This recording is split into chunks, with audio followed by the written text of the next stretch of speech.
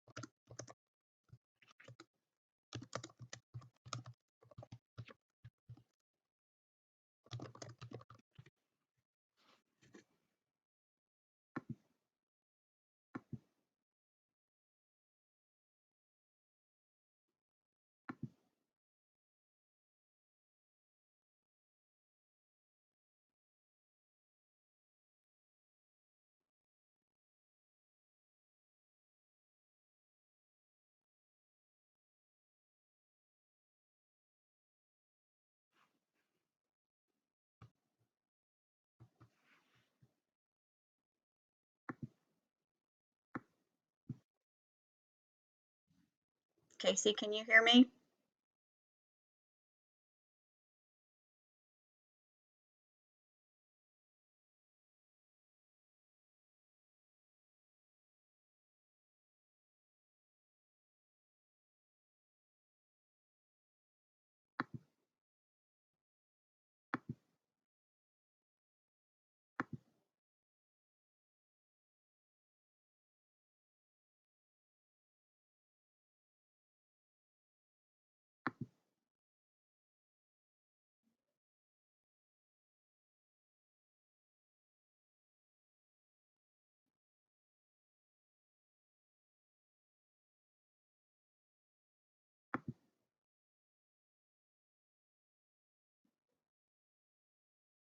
Hi, Krista.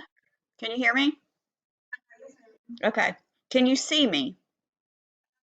Okay. I think my video's not working, but let me try to share my screen and let me know if you can see my screen when I share it, because you don't really have to see me so much as you need to be able to um, see my PowerPoint and my web. Let's see, share screen.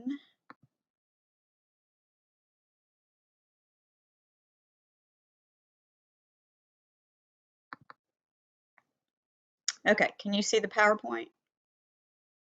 Okay, awesome.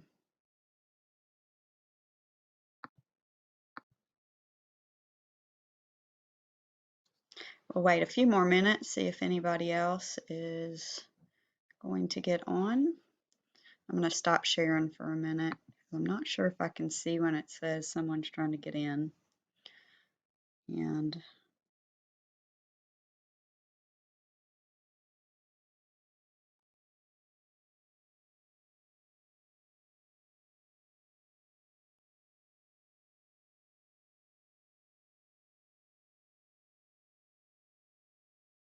so, Krista, where are you at?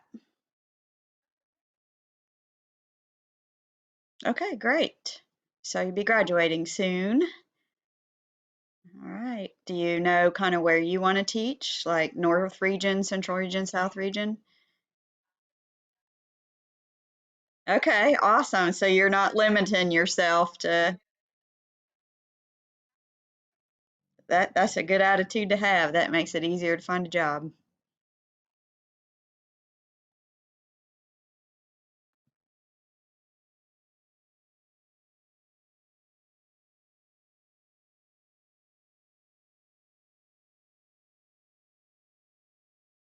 Okay, I see Casey's back on. She was having some tech issues.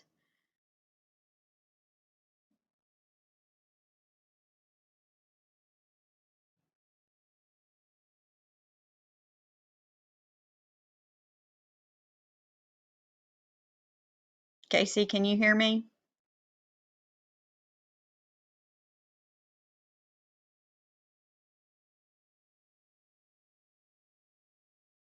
She may be still having some tech issues. you can type in the chat if you got questions. If you can hear me but you can't talk to me, you can just type your questions in the chat. Okay, yes, you can now. All right, awesome. Okay, we'll go ahead and get started. I'm going to share my PowerPoint with you guys. The reason I wanted to do this workshop is I know of a lot of great teachers that are doing great things as much as I do or more than I do. And I wanted them to get the recognition they deserve. So I thought it'd be a great idea to kind of go over what resources National FFA has. I am a National FFA Teacher Ambassador, so one of my responsibilities is to help FFA, help ag teachers find resources that National FFA has available that will help them to be more successful. So um, I'm just going to kind of show you where some things are and give you some tips and tricks that I have learned from either the resources or from other teacher ambassadors that have helped me or other teachers that have helped me. So maybe this will help you guys. Um, Krista is graduating, so she's not done this before. Casey, where are you at?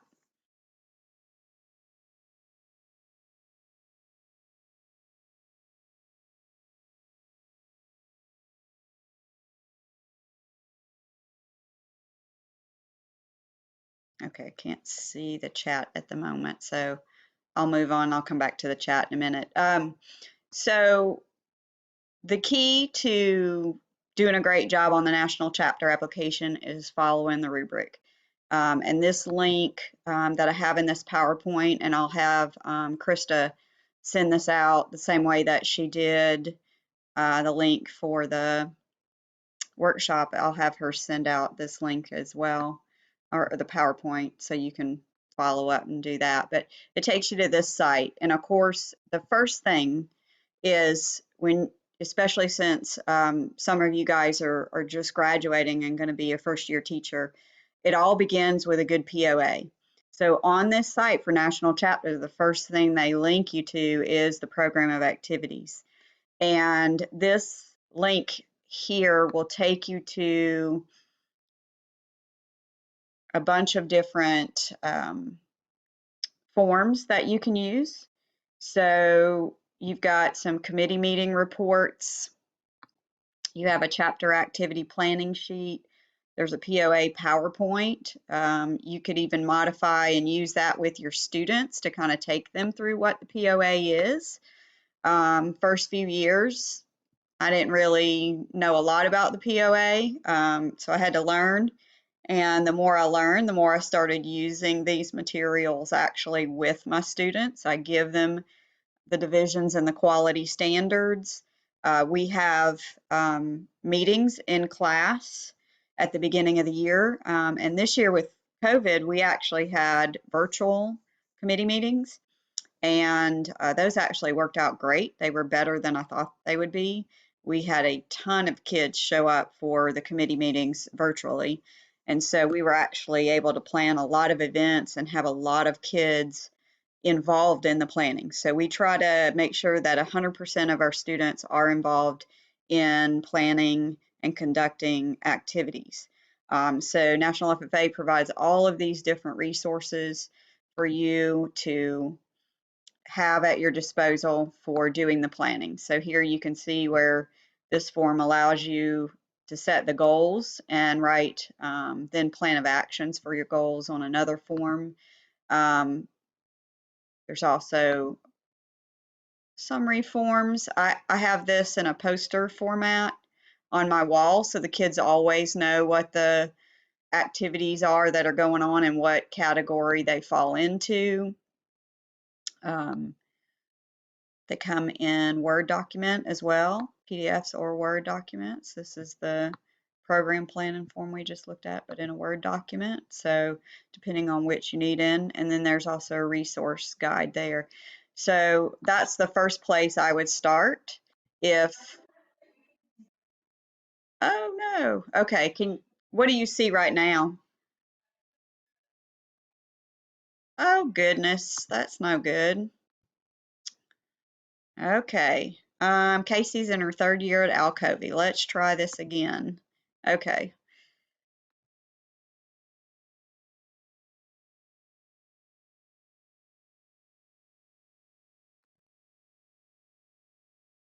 Okay, now tell me what you can see.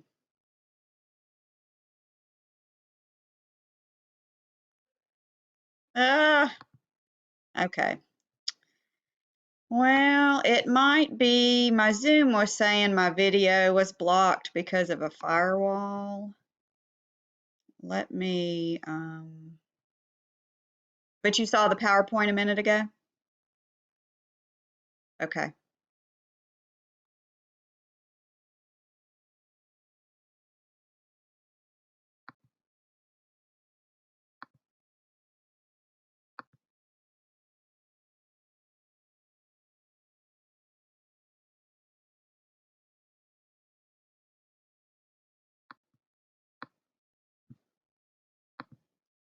Okay, now can you see the resource? Okay, great. I'm sorry. Not the best with technology. So going back to that,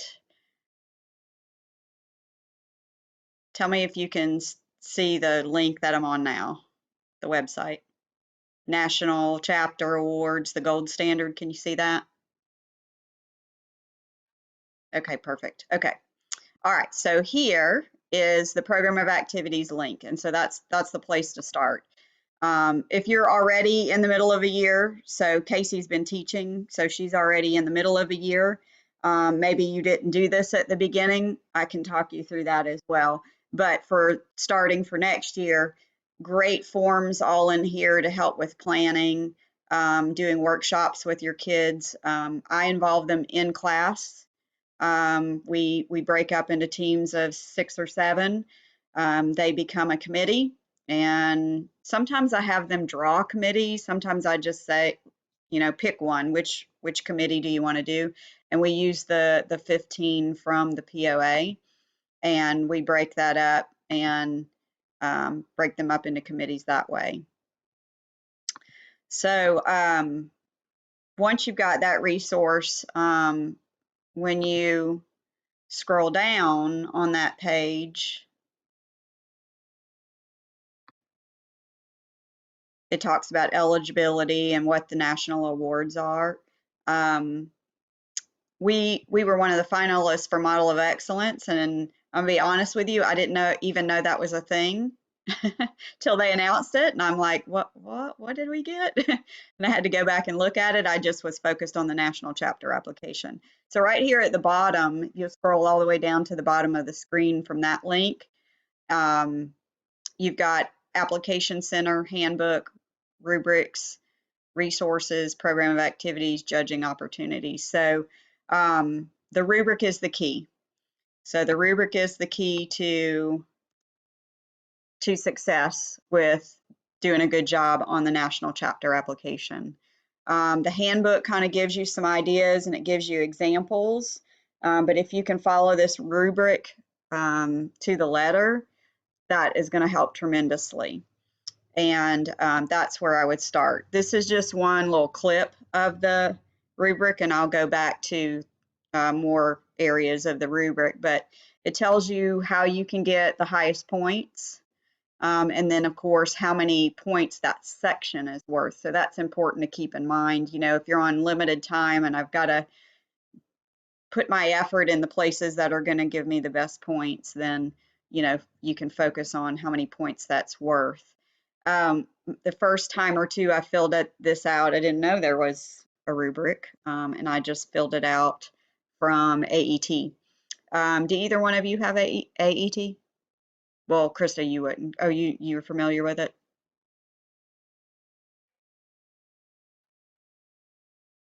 Oh,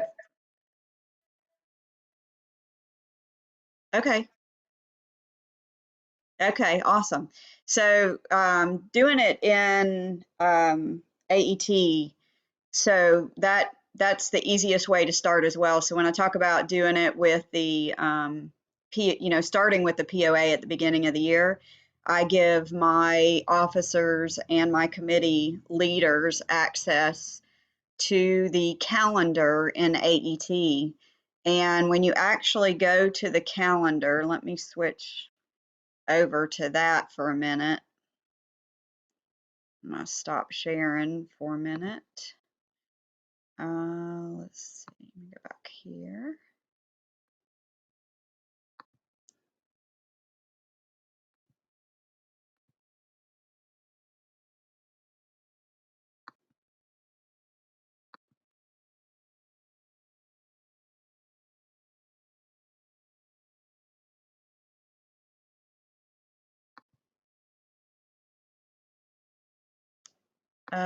Do you see the internet again back on the where it says sponsor John Deere? Okay. Um, Let me show you in AET.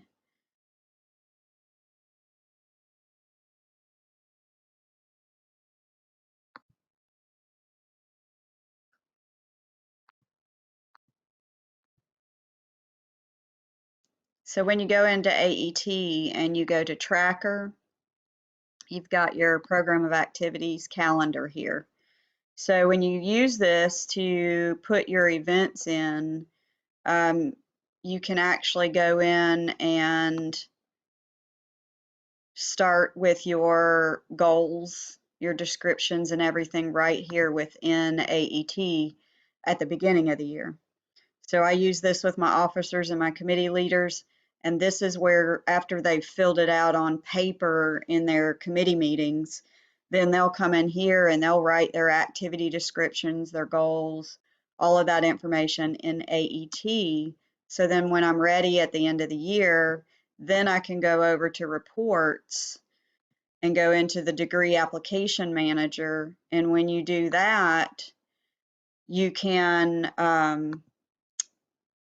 when you go into that section, you can actually choose it from AET. And so you've already gotten it started there in AET with your students. So I found that to be very, very helpful.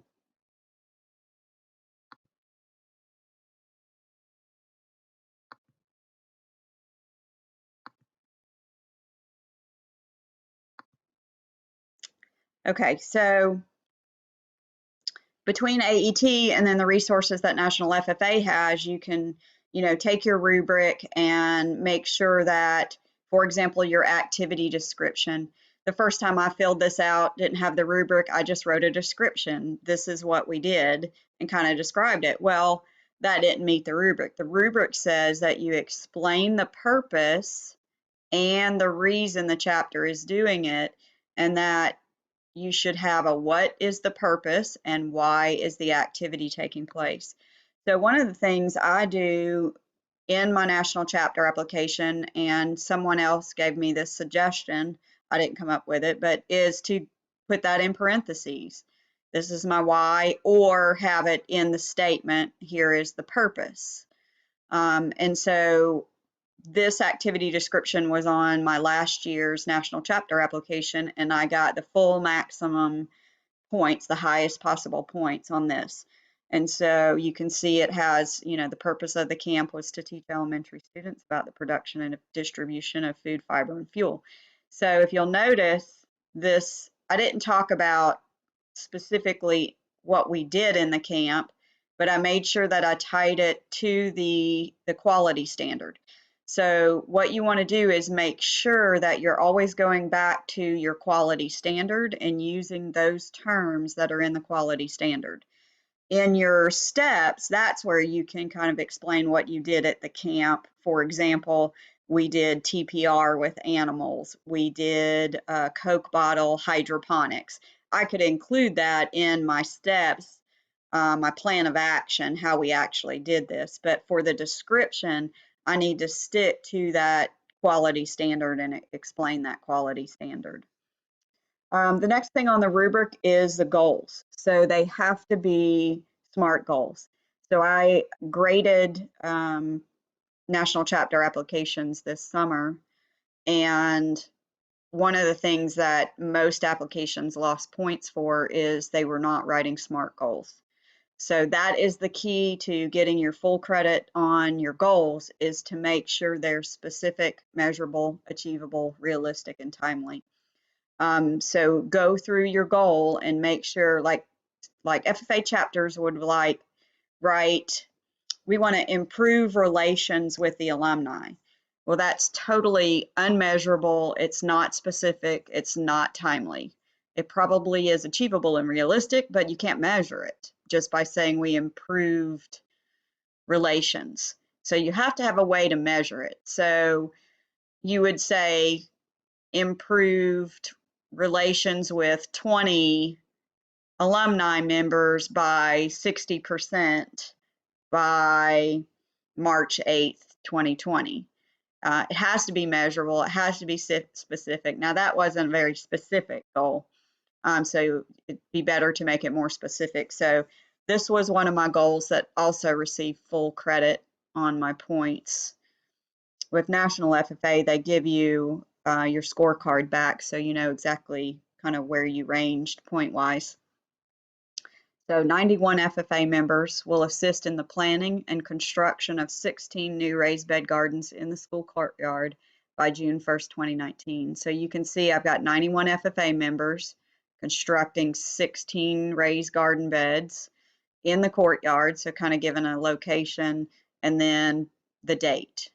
And then if you still have room, you can add, for example, I added here that the funds that we were using to build them came from our grants for growing.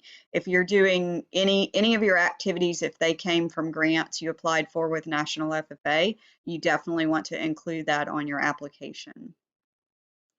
Then you go, once you've done that, you go to the plan of action, which is your who, what, when, where, and how. Again, y'all can see here, I focused on pointing out to the reader, where is my who, what, when, where, and how. That just makes it easier for the teachers that are grading it to pick up and find that information. If you have just a paragraph of information, it's a little harder to read and pick up, and you might accidentally skip over something they have when you're judging them. So when it's pointed out, it's a little bit easier. It makes it easier to grade. Another big misstep on the applications that I judged were not saying whether the goal was met, unmet, or exceeded in the sentence. So when you look at the application, and I'll go back to my application. When you go back to the application here, when you get to outcome evaluated and reported, you do the drop down arrow, but you also need to say it here in this statement. So when the judges are judging it, the rubric or the score sheet asks, did they say whether the goal was met, unmet, or exceeded? And so you need to include that in your statement where it's outcome evaluated and reported. So here's one that's exceeded. If it's exceeded, you want to tell how much you exceeded it by. So for this one, I probably did not get full points because I just said the goal was exceeded, and the FFA officers were able to secure 8 judges, so I did say it there. It would have been even better if I said the goal was exceeded by 2 additional officers for a total of 8. That would be even more specific if you have enough characters to do that. So that's just another tip. That's what they're going to be looking for when they score or evaluate you. Okay. So with unmet, this was the other area a lot of people missed and would lose points on, is what would you do next time to ensure the goal is met? So I noticed my students do this, and so we probably do it as teachers too when we're using a rubric or a set of guidelines, is we read the first part and don't always read the second half. So make sure when you go back to that rubric that you're reading each and every part of it. If it has, you know, little bullets, make sure you're reading those little bullets. For this one, they want to know if it was unmet, what would you do next time to ensure the goal is met? This section where you're describing how this is advancing agriculture or building communities or growing leaders, um, you must include the purpose and the benefit. So it isn't just a summary, but it's restating that purpose you gave at the beginning when you gave the description of the activity, and then who benefited and how. And you want to make sure you put numbers in that measurable information because this is an overall final assessment of your goal. So what was the purpose of the activity and who was your intended audience and how did they benefit, and include numbers. So be as detailed as possible and connect that back to the quality standard. Use the words from the quality standard. So here I said the purpose of this activity was to develop technical skills, and that was in the quality standard, of resume writing and job interview that will improve the leadership and career skills of 32 FFA members in animal science, vet science, and electrical course. The FFA members benefited improving their human relations by practicing their interview skills with real employers. The community members and alumni that judged the CDE benefited by developing a greater understanding of the FFA event and meeting prospective employees. And so you're giving the benefit and you're also tying it back to that original standard. The impact is also worth a higher amount of points than, say, the goal is. So this is who was impacted, how many, and then again, tying it back to the quality standard. So use the wording in the quality standard, use numbers so that it's measurable, and who actually benefited from that activity. And then this is a short section, how it's related to the quality standard. So you're basically restating the standard and how specifically your activity met that quality standard. You got a lot less characters for this one, so you want to just make sure you include part of the standard in that application. So kind of keys are be specific as possible. Use the wording from the quality standards in your description and your summaries. And then, of course, the best thing to do is start at the beginning of the year, teaching your officers and your committees how to do this. So my class at the beginning of the year is goal setting. And first we start with classroom goals because especially in like a basic ag class, they're not going to know anything really yet about FFA and about SAE and how to set those goals yet. So we start with classroom goals. And then once I've introduced FFA, then we talk about their personal goals for FFA, and I have them write SMART goals for themselves for FFA for the year. And then once I introduce SAE, then they set specific goals for the SAE that they've chosen once they've chosen an SAE. And so once we do that, then we meet in committees and they can take what they've learned in that goal writing and then apply it in their committee. And then they can add that into that calendar in AET if you have AET. And then when you get to March, when you're trying to get the application ready to submit, you're not starting from scratch. You've already got the goal set. Now, do they write them well? Probably not, especially if it's, from basic ag students or middle school students, but you've got a basis to start from. And then you can guide your officers into typing that and making it more readable, and then you assisting them with grammar and proper ways to say things. I have at least 3 people proofread, and I make sure that at least one of them is someone that doesn't really know a lot about FFA.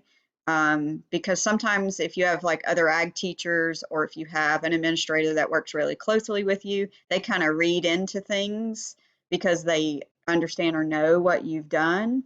So it's really good to have somebody that has no idea about your activities or what you've done, because they can be better at picking up things that aren't clear, that don't make sense to them.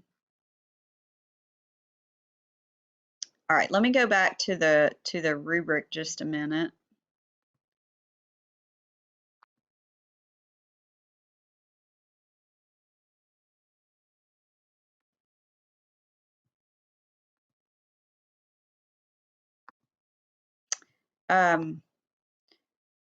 So the rubric is 3 pages, and it tells you what the points are to earn a 3-star, a 2-star, 1-star.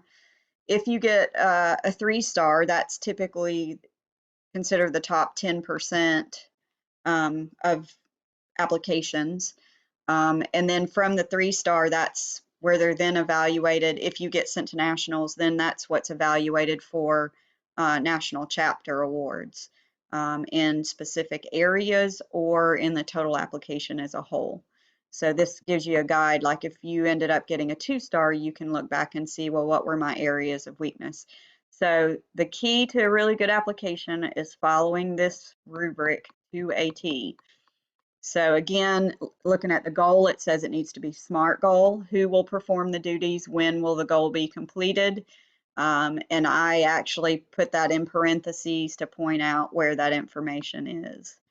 Plan of action. This should be your kind of longest area. What needs to be accomplished? Where will it take place? How will the chapter implement this? How will the goal be accomplished? This is necessary steps, and who will perform. Now, you're going to run out of room, so you got to be creative in wording. I remove articles such as the and an if necessary. If I said the Strengthening Agriculture Committee did this, I might just say strengthening ag if I need more characters, to make sure that all these things are included. And again, just like I did in the goal, I'll point out the what, the where, the how, the who, to make sure it's clear to the person who's grading it.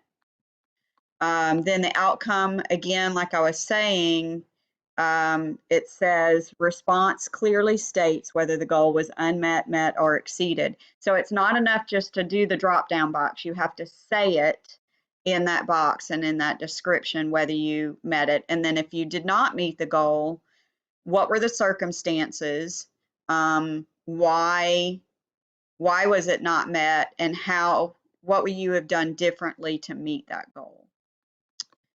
And then, like I said, this advancing leaders, you can see it's worth 6 points versus the one above it was only worth 1 point possible. So, pay attention to those things that are, giving you the most points. I mean, you want to do well on all of it, obviously, but you want to make sure that you hit these last 3 really strongly. And the last section, which I didn't really talk about in the PowerPoint, is the photos. Make sure they're clear, high quality. This is probably where I'm the weakest because I'm a terrible photographer. And our reporter doesn't always remember to bring her camera. So sometimes I just don't have really good pictures. So I probably lose points in this area because I'm just not a good photographer. So thinking about that ahead of time at the beginning of the year, trying to make sure, is this a good photo? Do I have kids engaged? So when I judged them, I took off points that were either a poor quality photo or just a photo of them posed. You don't want them to be posed, not actually doing something. So you want the photos of them actually engaged in the activity, not posing for a picture.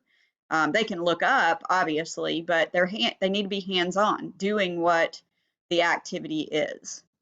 And then, of course, the caption needs to clearly describe the activity and what you're seeing in the picture. And then spelling and grammar. It's not a whole lot of points, but obviously, if there's a lot of errors, you lose points there.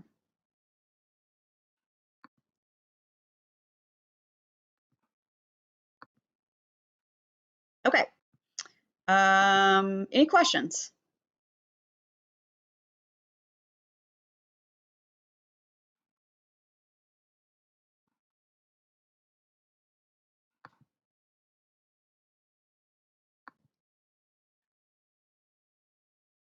Okay. If anytime, feel free to email me, reach out. I don't mind answering questions. Like I said, the reason I wanted to do this is there's so many good teachers out there doing great stuff. I mean, I see them, I follow them on Instagram, um, and on the National FFA site, and just pictures you see. And I want them to get recognized, for doing that and get the recognition they deserve because it's good for all of us to show what our programs are doing. And, that just strengthens agriculture around the country the more that we share what good things that we're doing. All right, if you guys can scan that QR code or either click the link and just give some feedback after we end here, I'd appreciate it. And if you have any questions, reach out and let me know.